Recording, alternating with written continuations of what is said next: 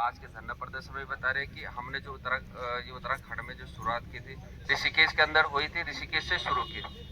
ऋषिकेश वहाँ हरिद्वार क्यों आए? हरिद्वार एक मुख्य द्वार है और भोलेनाथ की कृपा होगी तो हरिद्वार से ही नहा धो के कुंभ में है तो ये चीज है कि कहीं ना कहीं वो विषय the Loni urban multi state credit and thrift cooperative society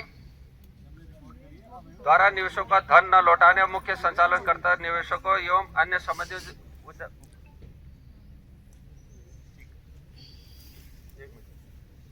संबंधित उच्चाधिकारियों पर कार्रवाई किए जाने हेतु प्रार्थना पर, मतलब आप लोगों पे कोई कार्रवाई नहीं की, पहले तो जांच तो करो, जांच में जो पाया जाएगा उस दोषी है तो उनको लो ना, निर्दोष को क्यों कर रहे हो? महोदय सादर अवगत कराना कि the Loni urban multi state credit and thrift cooperative society MSCS/CR/639/2012 bank का कार्य कर रही थी, जिसकी हरिद्वार जनपद सहित संपूर्ण उत्तराखंड प्रदेश में कई शाखाएं संचालित थी, जिसमें हजारों कार्यकर्ताओं द्वारा अपना और अन्य लाखों निवेशकों का धन निवेश कराया गया। 29 अक्टूबर 2024 से इस सोसाइटी का कार्य बंद होने से प्रदेश के लाखों निवेशकों का धन डूबने की संभावना बनी है। सोसाइटी में कार्यरत सभी कार्यकर्ता, कार्यालय संचालक और एजेंट दोहरी मुसीबत का सामना कर रहे हैं, जबकि उनका कोई दोष नहीं है कि नहीं? ये जो पॉइंट लिखे आपके उसमें लिखे, आगे के जो अंदर का कागज है वो अलग चीज है। महोदय ये भी संज्ञान में आया कि सुविधा केंद्र कार्यकर्ताओं एजेंटों का पुलिस प्रशासन द्वारा कई क्षेत्रों में उत्पीड़न किया जा रहा है, जबकि कार्रवाई सोसाइटी के मुख्य संचालनकर्ता, बोर्ड निदेशकों एवं अन्य संबंधित उच्चाधिकारियों के विरुद्ध होना चाहिए, है कि नहीं? आपके विरुद्ध क्यों हो भाई? आप तो यहीं खड़े हो, कहाँ भाग रहे हो? घर बार सब कुछ,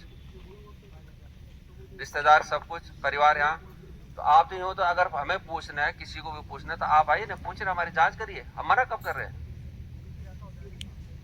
अतः आपसे निवेदन करते हैं कि उक्त प्रकरण की उच्च स्तरीय जांच करवाने की कृपा करें, ताकि दोषियों के विरुद्ध विधि सम्मत कार्रवाई कर सोसाइटी के बोर्ड ऑफ डायरेक्टर और संबंधितों पर उनकी चल और अचल संपत्ति जब्तीकरण की कार्रवाई कर लाखों निवेशकों का जमा धन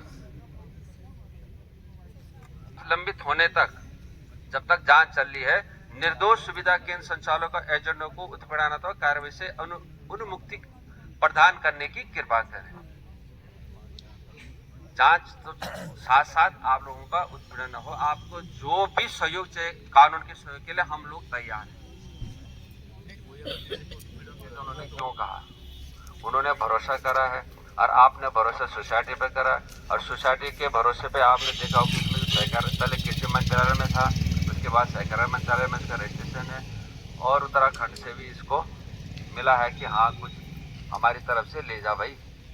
तो ये चीज़ें प्रक्रिया देखते हुए किसी लोगों ने इसमें आईटीआई भी लगा रखी थी। आईटीआई के द्वारा से ये भी पता था कि ये जो है आपके उसमें जो है ये लीगल में है। तो लीगल जो प्रोसेसर में जो काम हुआ, इसी के आधार पर आप लोगों ने करा एक भरोसे के साथ।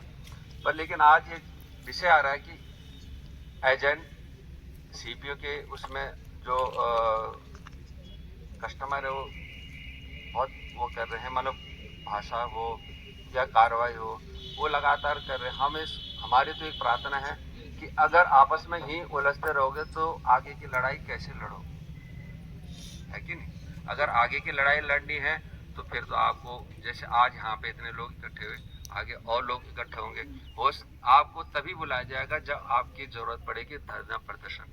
बाकी हम जो कागजी कार्रवाई कर रहे हैं, जो कागज के अनुसार काम कर रहे हैं, आज जो यहाँ पे भी आप बैठे हैं, चाहे पुलिस प्रशासन के सामने बैठे हैं, चाहे डीएम सामने के कार्यालय में बैठे हैं, तो क्यों बैठे हो? पता है आपको? आपकी दुनिया भर की कंप्लेंट, दुनिया भर की आपकी वार्ता हो रही, क्यों बैठे हो? क्योंकि आप साफ सुथरे हो, है कि नहीं? अगर आप दोषी होते तो कब पुलिस प्रशासन ने आपको कब अंदर कर देती। आप इसी बात को सोचो, इस बात को विषय लो कि अगर जब आप साफ सुथरे हो, आपका LCC का जो आप लोगों को जो सुविधा केंद्र में वो खुला है, तो आपको कोई गलत नहीं हो ना। जब आप लोग गलत नहीं हो तो फिर एक दूसरे पे क्यों एक अड्डा लगा रहे कि तुमने ये कर दिया, तुम्हारे भरोसा दो। कानूनी जो लड़ाई होती है वो हमेशा देर सवेरे ऊपर, लेकिन सत्य की ओर जाते हैं, टाइम जरूर लगता है। जिस प्रोसेसर से हम आज आपके सामने बोलने की हिम्मत कर रहे हैं ना, हमारी पूरी टीम और हमारे टीम के ऊपर के जो संरक्षक है, हमने जो है यहाँ से लेके उत्तराखंड से लेके भारत सरकार के हर कोने कोने तक आपकी आवाज पहुंच चुकी है। किसके द्वारा? एक इनके कागजों के द्वारा। मुंह से बोल के नहीं होता, सब जगह। अभी हमने यहाँ पे जो ज्ञापन में दिया ना, तो पहले ये दिया, उसके बाद बात की। तो कानून का प्रोसेस से ऊपर कोई चीज नहीं होती है कि नहीं? तो अगर हम कानून के प्रोसेस चलो, तो आप आपस में एक दूसरे के साथ हो, किसी भी एजेंट के उसमें आते हैं, किसी सीपी के उसमें आते हैं, एक दूसरे के साथ हो।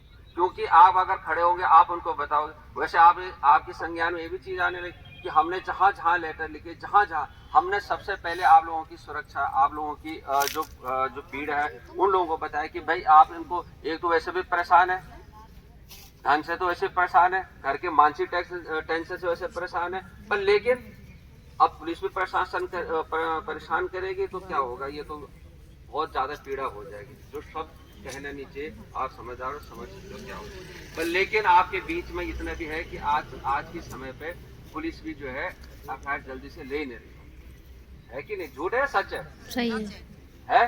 क्यों है?